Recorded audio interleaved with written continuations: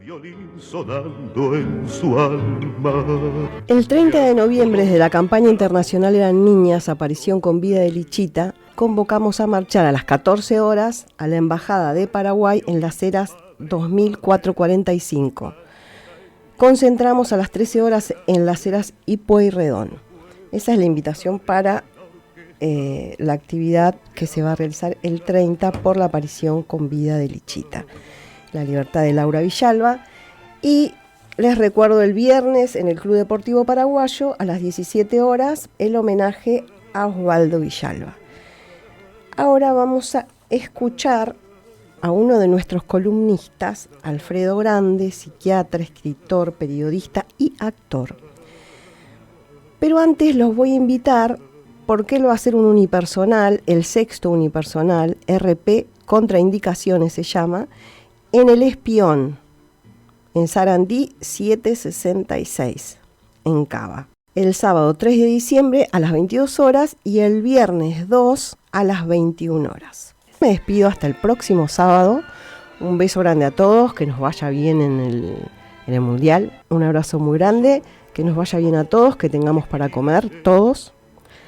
Y un abrazo inmenso a todos los oyentes de Radio Estación Sur, a todos mis compañeros de convocatoria Segunda Independencia. Alfredo Grande. La revolución es un sueño eterno, título de una hermosísima novela de Andrés Rivera. Y los títulos son importantes, son muy importantes, es algo así como el nombre propio de una idea, ¿no? Un título de una novela, de un artículo, es el nombre propio. Uno lo recomienda por el título, incluso las películas. Y decir que la revolución es un sueño eterno es, a mi criterio, decir que la revolución es un deseo eterno. Porque los sueños dan cuenta de nuestros deseos. En el marco de la cultura represora, la tragedia, una de las tantas, no la única, es que los deseos quedan capturados y aparecen entonces la contracara de los sueños, que son las pesadillas o el insomnio.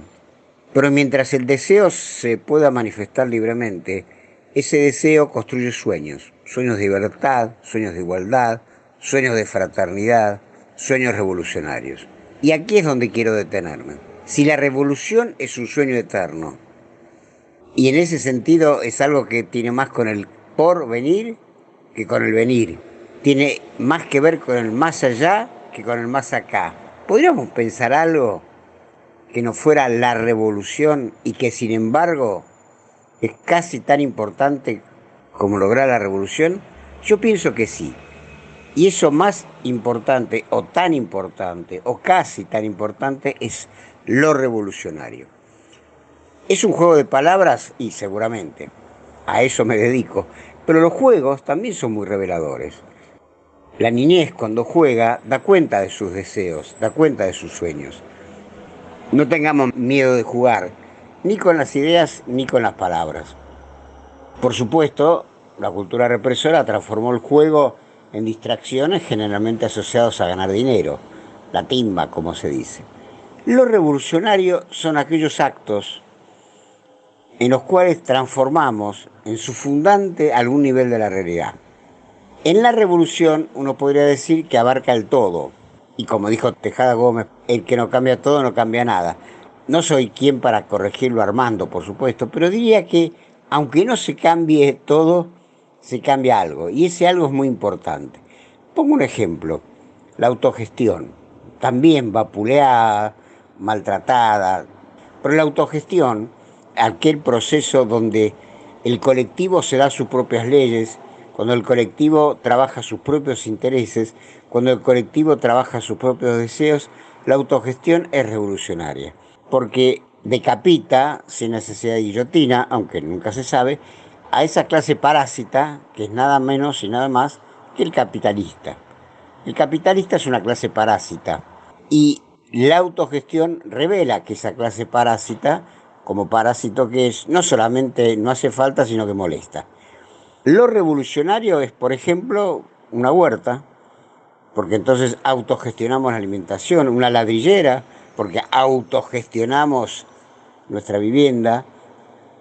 Casi diría que en la militancia, tal como nosotros la pensamos, lo revolucionario está permanente. Lo revolucionario, de alguna manera, está, digamos, al alcance de la mano. Y es lo que vemos entre tantas compañeras y compañeros que constantemente están en ese nivel donde lo revolucionario es cotidiano. Alguna vez leí, que creo que fue el Che, que decía que cuando lo excepcional es cotidiano es la revolución. Pues bien, lo cotidiano es en el militante, que tiene una mirada y una aspiración y mantiene sus sueños revolucionarios, es que lo revolucionario sea cotidiano, que lo habite todos los días, en todo momento. A lo mejor la revolución así planteada en una totalidad no llega, pero lo revolucionario ya está. Y eso es importante. ¿Es un premio consuelo? No, de ninguna manera. Primero no es un premio, y mucho menos consuelo. Es justamente que nosotros hemos podido, a pesar de que la revolución sigue siendo un sueño eterno, y a veces pensamos que para el más allá, hemos podido que lo revolucionario nos habite en el más acá. Entonces no es un premio consuelo, ni siquiera es un consuelo, es una enorme alegría compartida. Alguna vez hice la diferencia entre el goce y el gozo. El goce es individual, generalmente egoísta, generalmente suntuario, el goce. Pero el gozo es siempre colectivo. Y lo revolucionario es fundamentalmente lo colectivo en acto. Lo revolucionario en forma individual se atrofia, se frustra, y ahí aparece el desencanto, y ahí aparece la tristeza, y ahí aparece la agonía del alma. En cambio, lo revolucionario exige lo colectivo. Y el colectivo es un grupo con una estrategia de poder. Ese poder, por supuesto, lo discute ¿quién? Y el propio colectivo. Solo no, por supuesto que no. El buey solo bien se lame, pero acá no estamos hablando de lamernos, y además no somos bueyes, aunque a veces somos cosas peores. Pero bueno, ese es otro tema. Ese colectivo que se piensa a sí mismo, y eso se llama pensamiento crítico, por supuesto lo hace en base a determinadas ideas, determinadas propuestas, determinadas consignas.